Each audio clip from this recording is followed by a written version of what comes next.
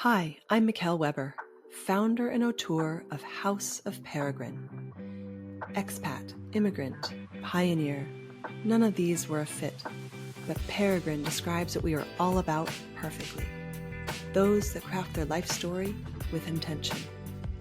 I've spent the last 6 years in awe of the life-changing connections and stories I have experienced while living abroad, and believe it is time for this adventure to be recognized, celebrated, and elevated to the life stage that it is. Through these interviews, I hope to connect those living internationally more deeply to both the place they are living and with themselves and those around them. We cover everything from international finances and meaning-making to global parenting and relationships to make your time abroad more intentional, edifying, and full of beauty. Find us at houseofperegrine.com, where you can find more ways to connect with the ethos of Peregrine. I hope you enjoy today's guest. Let's get started. Hi, it's Mickelle, and welcome back. I'm bringing you today a moment from my conversation with my dear friend, Kris Herwig. You might remember her from episode 23, where we talked about the power of goodbye and how meaningful it was to create a personal ceremony together when she left Amsterdam. In this clip, we pick up with Kris as she reflects on what it really means to make the decision to move, this time with more complexity, more intention, and 2 growing kids in the mix. What began as a passive opportunity evolved into a deep and emotional process of weighing values, navigating uncertainty, and defining home as something her whole family could carry together. It's a candid look at the emotional labor of expat life, of choosing again and again, where and how to belong, and how to celebrate it all with ceremony. I hope you enjoy it, and thanks for listening. It felt like you didn't have an end date, but suddenly there was an end date that he introduced into your system. And so that we all have those times. Some people describe it as like every year we sit down and decide to stay another year. When our visas come up, we make the decision. You know, there's every family, every couple, every individual has their own process of how they decide where to stay, because you do have to make a decision. It's not a passive process. So for you, that was the moment where that there may be another move on the horizon. Yeah. And so what did that start making you do, feel, consider? Yeah, all the feels. I mean, I think you said it very well when you said it's not a passive process, but actually all of our moves had been sort of passive, like as in, oh, there's a job opportunity, let's go. Like, oh, like cool job opportunity, let's go. And now we felt like we were at a point, like my husband stopped working for the company he had been at for a long time. And so we're in the Netherlands. I think it might have still been COVID. It was somewhere in that COVID-y time. We were living in a 2-bedroom apartment with kids who were not happy to be sharing room anymore. And, you know, that was fair. So we knew that we needed to do something. And so it was either, are we going to move and buy a house in the Netherlands? Are we going to move somewhere else? And what does that look like? So we thought like, okay, we're going to be grown-ups now and really make this decision. We were very unhappy.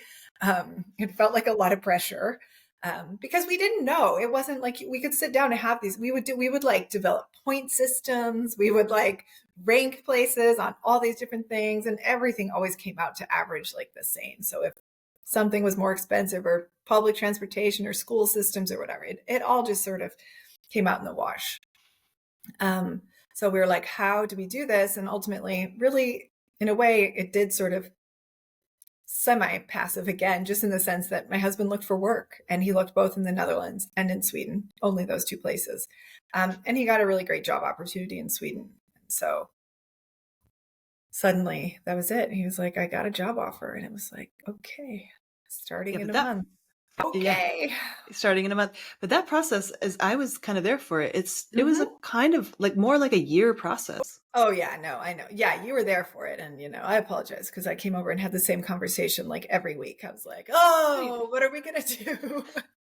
Don't apologize. It is, you know, living intentionally is actually a lot of work. Yeah. And making considered decisions and not just going with whatever is presented with you. Yeah. For you is a lot of work, and it does take a lot of consideration and conversations and whatever you need. And I think that what I was grateful, because I've had other friends just not share it. Mm. and they just disappear. They sometimes Yeah. move the next week. They sometimes move overnight. And so I think I've done it enough times that I wanted to be part of your process because I was already part of your life. And so Yeah. this is part of your life. And so I wanted to be part of it. So I think that that's just part of it. And just part of this life of intentionally living in a place for as long as it suits you. And then you have to find a process around that. And it's a multidimensional process, especially when you have a partner and children. And as Yeah. you know, you had to go through every layer of what that is. What's best for the kids? What's best for me? What's best for us? What is our long-term goal? Does this fit it? Yeah. Is this our final resting place? Is it not? And Yeah. so this is a big decision that, most people, as we say, don't make. No, So definitely not.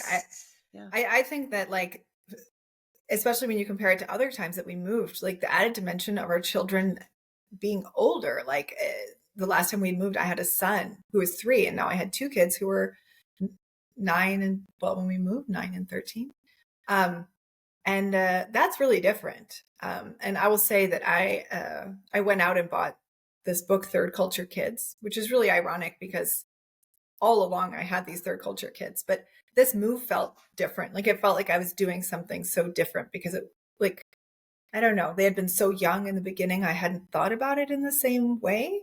So I was actually still learning a lot. And I made the mistake of I just looked in the index under moving, and under moving, it had different like sub categories. And the first one was like adolescence. So I'm like, all right. So I go to moving adolescence, and it was like, oh, like from the age of 13, like moving can cause like all of these like negative effects and blah, blah, blah, and increased risk of all these things. And I was like, oh dear God, what, like what? Of course it said like, you can still do it. But it was like all these things to think about, which was very daunting, but also, I mean, honestly, good to know, right? So that you're considering all of these different things. And so, yeah, I think considering the kids was really hard. I had a moment where I told Martin we couldn't move because I was too stressed about the kids. And in particular, my daughter, who's a bit anxious and doesn't deal with change that well. But then actually we visited Sweden for a week last fall. And then I reversed it and said, look, you know what? She'll be fine. If we're with her, she'll be fine. And I don't want, her, like, that is not how I should be making a decision. Like, we talk about it as a family, and it was maybe not their biggest wish to move, but I realized that if we were together, we could always make it work. So Yeah. And you're still, I think in a way that is part of the difference of living this way is your family really is your home. So home is wherever you are. And that is a new idea that we're all kind of having to grapple with, I think. That home, they'll have multiple homes, right? Amsterdam will always feel like a home to them, even if they move back or they never come back. And so, but it can't be their only home. It can't be their only safe place. And in a way, we're all raised to think that that's really important. And it is. So you're in a way compensating or doing this extra layer of support to make home clear to them in other ways. I love this moment with Kris. It's such a powerful reminder that moving, especially when you're moving with a family, is about a whole bunch more than just logistics. It's a layered, emotional, sometimes even circularly painful and exciting moment. And as we spoke about in her original episode, how we leave matters just as much as where we go next. And so if you haven't, go listen to episode 23. It's full of wisdom. I invite you to go back and listen. Her episode is all about friendship, ritual, and the power of honoring endings in a world and a process that's often too quick to rush on to the next thing. I know I have been guilty of this myself because sometimes it's easier just to move on to the next exciting thing than to feel and realize the pain and the complexity of what leaving a place brings. So thank you to Kris for letting me be part of her Amsterdam life and letting me into her process of leaving, and also letting me create a ceremony for her that was very meaningful for me as well, because it was in fact an end of a chapter for me, as well as everyone who came. If you are facing a new beginning or an ending, I would love to create a ceremony for you. That's something we offer at House of Peregrine. You can head over to houseofperegrine.com, and in the shop, you can sign up to have me create a personalized ritual for you that will make leaving, coming, or any other maybe life transition you have a little more special, and actually take a moment to acknowledge what's going on. I love doing this, and so I would love to do it for you. Thank you so much for listening to this episode, and I'll see you next time. Okay, that's it for today. I hope you've enjoyed our show.